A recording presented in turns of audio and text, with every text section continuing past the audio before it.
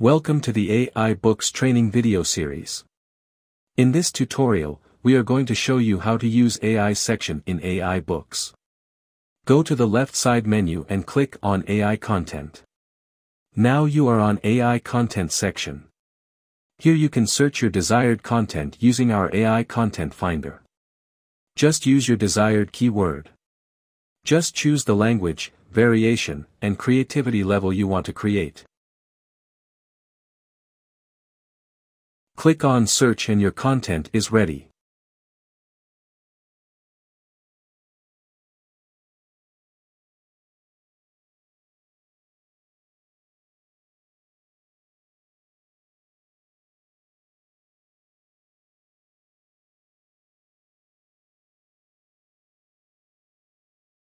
You can either copy it or download it and use it in your desired place. Thanks for watching the video.